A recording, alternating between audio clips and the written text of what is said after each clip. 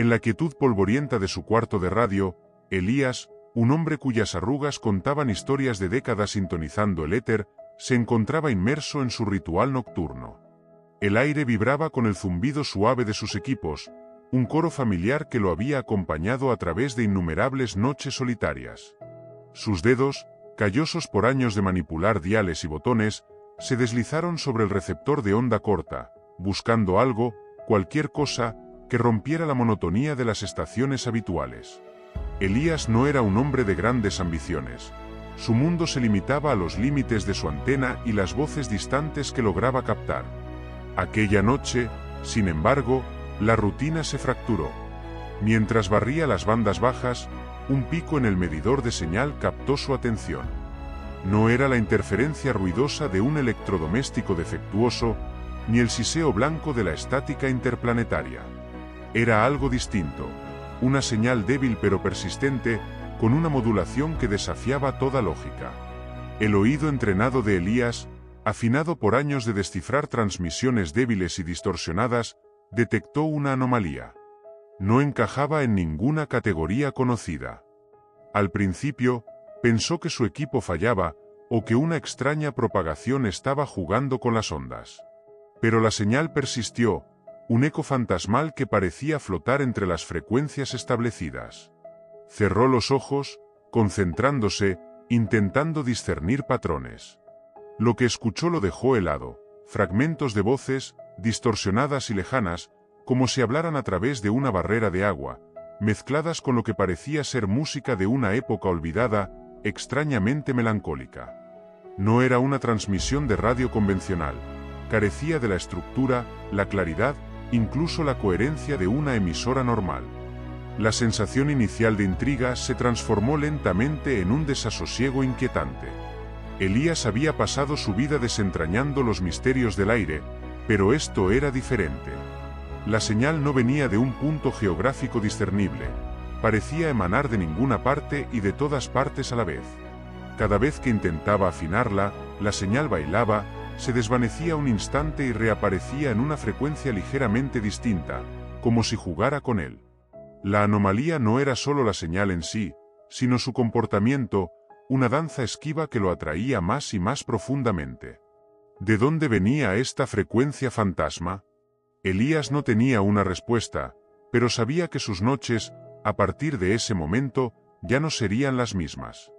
La noche siguiente, y las que le siguieron, Elías se convirtió en un cazador. La intriga inicial había mutado en una obsesión febril. Su cuarto de radio, antes un refugio tranquilo, se transformó en un centro de operaciones, con mapas de propagación desplegados, cuadernos llenos de anotaciones frenéticas y medidores de señal parpadeando la penumbra. No podía sacarse de la cabeza la frecuencia fantasma. Había algo en ella, una cualidad elusiva, casi burlona, que lo desafiaba a cada paso. Conectó su equipo más avanzado, antenas direccionales, analizadores de espectro, software de rastreo que había adquirido con los años. Intentó todas las técnicas que conocía para triangular una señal. Pasó horas, la oreja pegada a los auriculares, girando las antenas milímetro a milímetro, esperando captar el punto de mayor intensidad que le revelaría su origen. Pero la señal era una sombra, escurridiza y volátil. Justo cuando un indicador prometía una pista, un atisbo de dirección, la frecuencia se desvanecía en el ruido blanco, solo para reaparecer minutos después, en una banda completamente distinta o con una modulación alterada. La frustración crecía en Elías como una maleza, pero lejos de desanimarlo, solo avivaba su determinación. Era como si la señal se burlara de sus intentos, una entidad invisible que bailaba justo fuera de su alcance. La lógica de la física radiofónica se rompía con cada aparición errática. ¿Cómo podía una señal cambiar de frecuencia y potencia con tal capricho, sin una fuente emisora detectable? No había satélites con esa firma, ni fenómenos naturales conocidos que produjeran ese tipo de emisiones. Elías empezó a dudar de sus propios instrumentos, los cuales había calibrado y revisado innumerables veces. El agotamiento se instalaba en sus huesos, y las horas de sueño se reducían a unas pocas y turbulentas siestas. Los rostros de sus antiguos colegas, Los escépticos que siempre habían dudado de sus relatos sobre rarezas en el éter, flotaban en su mente. Sabía que si compartía esto, lo descartarían como un desvarío de viejo. Pero Elías sabía que no estaba loco. La frecuencia fantasma era real, y lo estaba atrayendo a una madriguera de conejo que se extendía mucho más allá de las fronteras de su mundo conocido. ¿Qué secreto ocultaba a esa señal tan caprichosa? Las semanas se desdibujaron en un ciclo agotador de escucha, frustración y una creciente fascinación. A medida que Elías persistía, la frecuencia fantasma pareció ceder un poco, como si la persistencia del viejo radioaficionado hubiese ganado un mínimo de su enigmática confianza. La señal, aunque aún esquiva, se volvía intermitentemente más potente, más clara, ofreciendo destellos fugaces de su verdadero contenido. Fue durante una madrugada particularmente fría, con el café humeando junto al receptor, cuando Elías captó algo más que simples susurros distorsionados. A través del velo de estática, pudo discernir palabras sueltas, luego frases inconexas. No eran transmisiones de radio comunes, carecían de locutores, de anuncios, de la estructura que cualquier emisora conocida poseería. Eran fragmentos puros, como ecos arrancados de su contexto original. Una noche, escuchó lo que parecía ser un fragmento de una transmisión de radio de los años 40, con la voz nasal de un noticiero relatando eventos que sonaban extrañamente familiares y a la vez completamente ajenos a la historia que él conocía. Al siguiente instante, la voz de un niño cantando una melodía antigua que nunca había oído, con una dulzura inquietante. Y luego, lo más perturbador de todo, lo que parecía ser un lamento ahogado, un sonido gutural de angustia que le erizó los vellos de la nuca. La piel de Elías se erizó.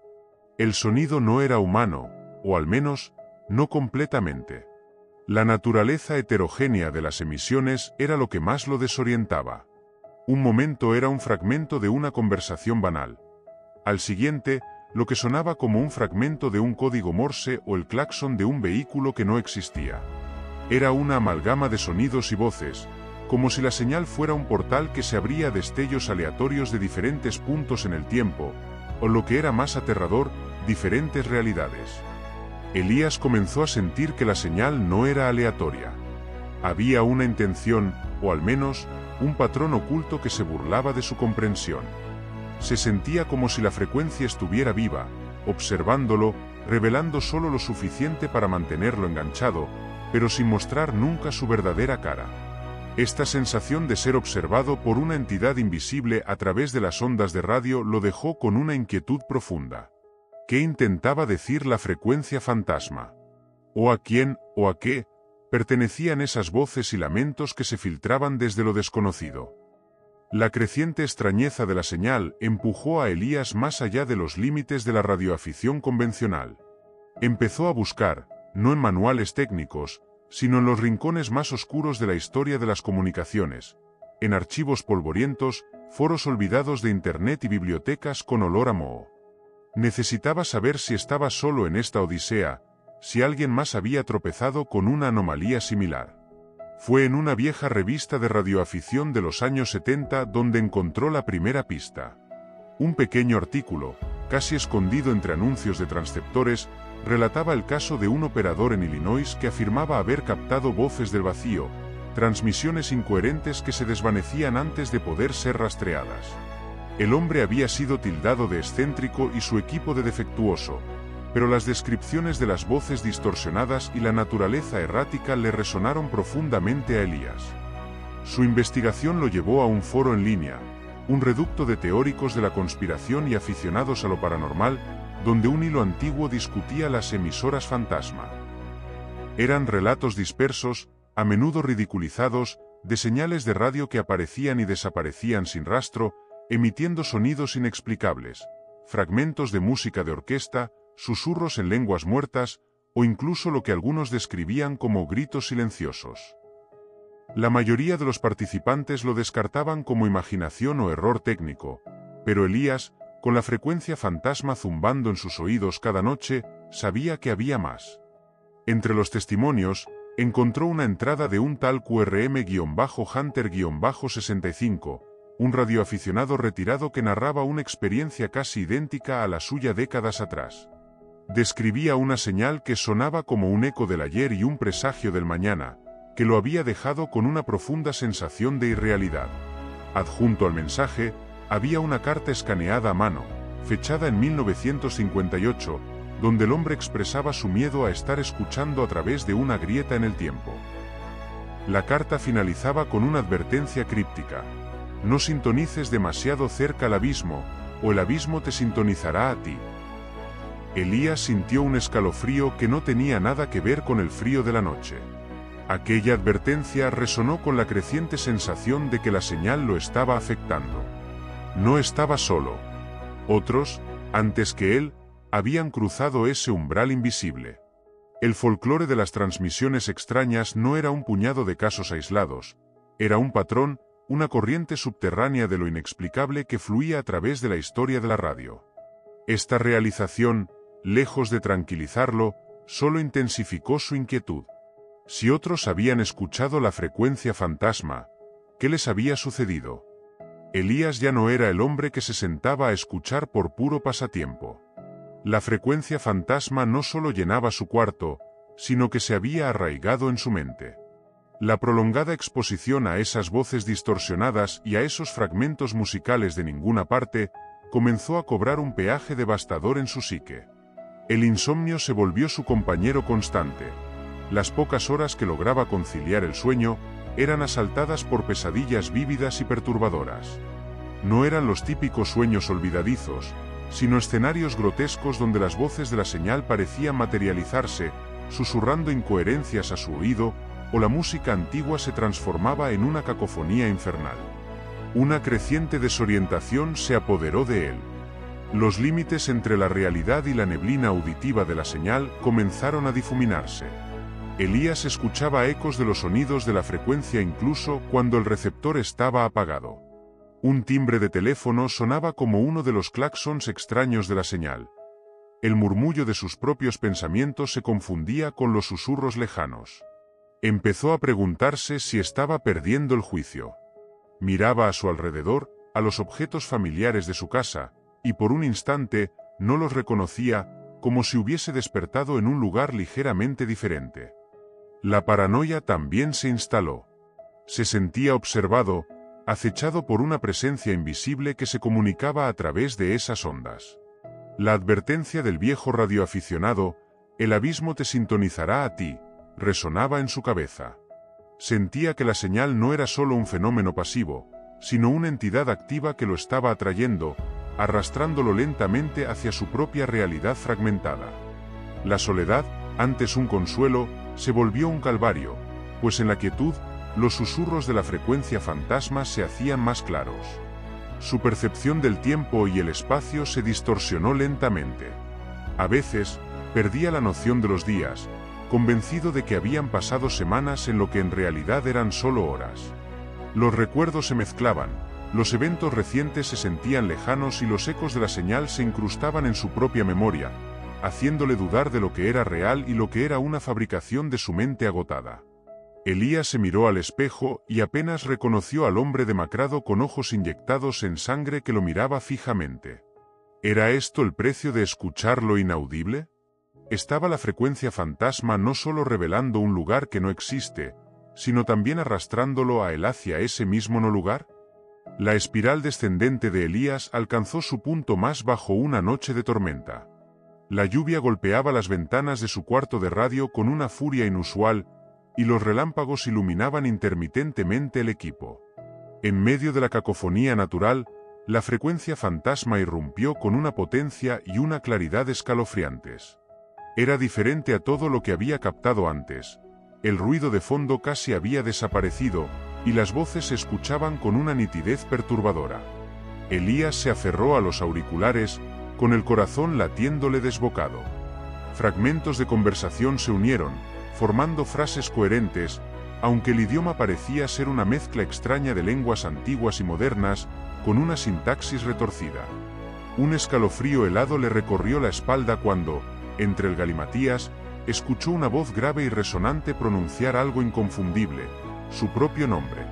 Elías. ¿Puedes oírnos, Elías?, susurró la voz, o quizás, muchas voces al unísono, con una cadencia que no era humana. La revelación no terminó ahí. A la voz le siguió un sonido. No era música ni un lamento, era el eco de un evento catastrófico. Elías escuchó estruendos ensordecedores, el crujido de estructuras colapsando, gritos de pánico que se desvanecían en un vacío aterrador. Era una secuencia de audio tan vívida, tan real, que por un instante Elías creyó estar allí, presenciando la aniquilación. La extrañeza radicaba en que aquello que escuchaba, aquella destrucción apocalíptica, no coincidía con ningún suceso histórico que conociera. No había memoria de tal cataclismo en su línea temporal. Fue entonces cuando comprendió, con una lucidez aterradora, la verdadera naturaleza de la frecuencia fantasma. No era un simple eco del pasado, era una ventana a realidades alternativas, a universos paralelos donde la historia había tomado un rumbo diferente, donde el tiempo se había torcido sobre sí mismo. La señal no venía de un lugar físico, venía de un no lugar, una dimensión donde las leyes de la física que conocía no se aplicaban y donde su propio nombre resonaba como una llamada. Elías sintió que el mundo giraba a su alrededor. No era locura, no era un fallo técnico. Estaba sintonizando una grieta en el tejido de la realidad. Había cruzado un umbral del que no podía regresar. Las voces, los lamentos, los fragmentos musicales, todo era parte de un coro interdimensional, una sinfonía de lo que pudo ser y lo que nunca fue. Su obsesión había culminado en un punto de no retorno. Se había expuesto demasiado, había escuchado demasiado, y ahora, la frecuencia fantasma no era solo un misterio a resolver, sino una presencia que lo reclamaba. ¿Te atreverías a sintonizar esa frecuencia, aun sabiendo a dónde te llevaría? Déjanoslo saber en los comentarios. La aterradora revelación de la naturaleza extradimensional de la frecuencia fantasma no trajo consigo paz, sino un pánico frío y desesperado.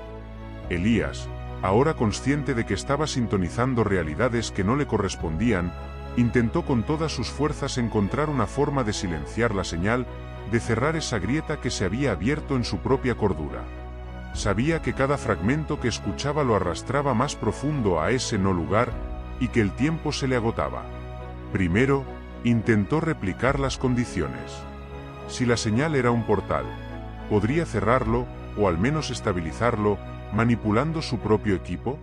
Pasó días y noches experimentando con modulaciones inversas, con patrones de frecuencia de fase, con campos electromagnéticos, esperando que alguna configuración erradicara el zumbido constante de la frecuencia fantasma de su mente. El cuarto de radio se llenó de cables enredados y herramientas dispersas, un caos que reflejaba el torbellino en su cabeza. Sin embargo, cada intento era inútil. La señal persistía, a veces más débil, a veces con un eco fantasmal, pero nunca desapareciendo por completo. Desesperado, Elías consideró buscar ayuda externa.